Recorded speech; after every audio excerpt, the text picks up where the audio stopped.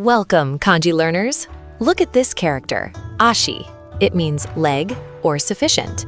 But wait, leg and sufficient? What is the connection between a body part and having enough? If you just try to memorize it, it is super boring, right? Today, we are going to dive deep into the ancient hidden secrets of this kanji. Forget what you thought you knew. Warning, you are about to enter a danger zone of misconceptions. Get ready for a wild ride. Many teachers will tell you a very simple but wrong story. They say, look at the top part. It is the kanji for mouth, kuchi. And the bottom part? It is the kanji for stop, tomaru. So mouth plus stop equals leg? What? That makes absolutely zero sense. Does your leg stop your mouth? Does a mouth walk? Let's throw that bad logic in the trash can right now. Let's do a full anatomical deconstruction. We are going to separate the parts, like an exploded view of a cyborg machine. See the top square? Everyone calls it a mouth. See the bottom shape? Everyone calls it a stop sign. But what if I told you, ancient Chinese people 3,000 years ago were not drawing a mouth? Let's uncover the true hidden bones of this kanji. Let's focus on the top square first. It is a mouth, right? Wrong. It is absolutely not a mouth. Think about the human body. What round, bony thing is right in the middle of your leg? Yes, the kneecap. This top square actually represents your knee joint. Mind blown, right? It is not a mouth eating food.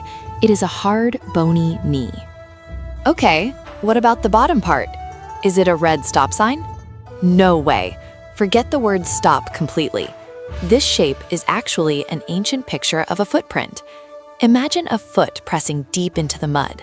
That footprint is what the ancients drew. So it is not a command to stop. It is the actual foot part of your lower body. Now let's build the anatomical tower.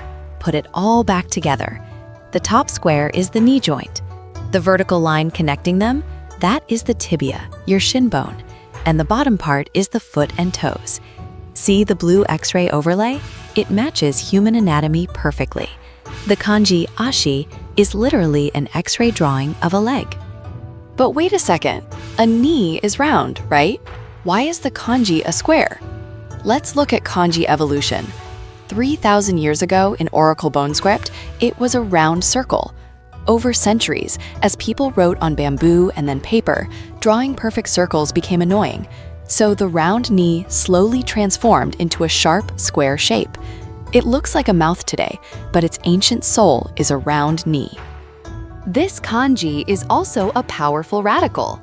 When you see it squished on the left side of other kanji, it enters action mode. It tells you the word is related to dynamic leg movements. For example, jumping, kicking, dancing, or running. It sends a signal to your brain, hey, this word involves physical action using legs. This is a super useful cheat code for guessing kanji meanings. All right, now we know the anatomy is a leg. But how did a simple picture of a leg become the abstract meaning for sufficient or enough? This is where it gets really mysterious and interesting. How does the human brain encode complex meanings into simple drawings? Get ready to shift your perspective. The secret lies in ancient logic. Some people try to force the wrong pieces together. They think, mouth and stop. So if you stop eating with your mouth, you have had enough food. Diet mode activated. Sufficient. Is that the real connection? No. Remember, we just proved there is no mouth and no stop sign in this kanji. That diet story is a fake, modern myth. Here is a darker, scarier theory from ancient history. Thousands of years ago, there was a cruel punishment. If you committed a serious crime, the king might cut off your legs. It was a terrifying reality. Some scholars think maybe losing a leg meant you had paid enough for your crime. The debt is sufficient. A bit too brutal and bloody, right? Let's look for a much better, brighter explanation. Here is the true, cool logic behind sufficient. Think of a human figure. The torso is the main body. When you add the legs, what happens? The figure becomes complete. It stands proudly on its own. The legs are exactly what make the body sufficient.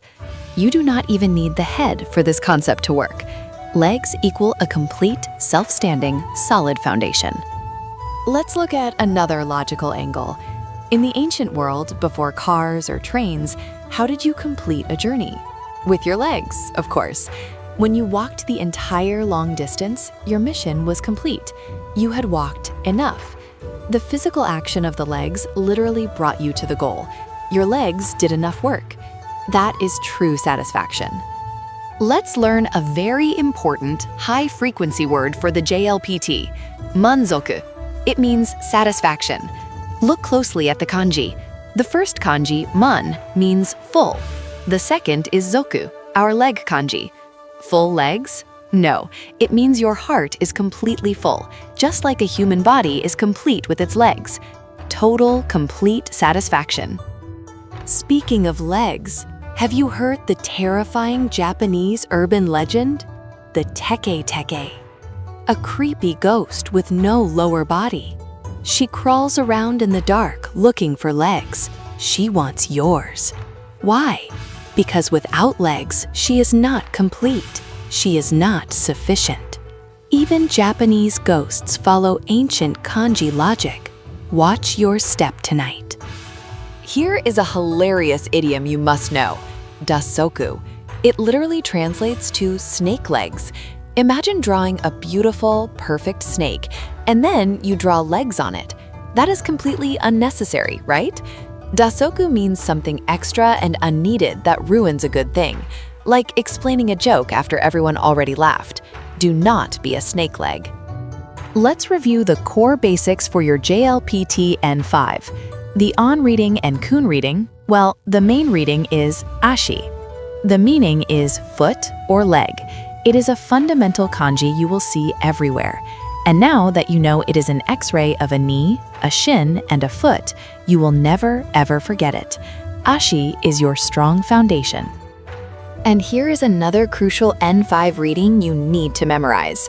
As a verb, it is read as Ta-riru.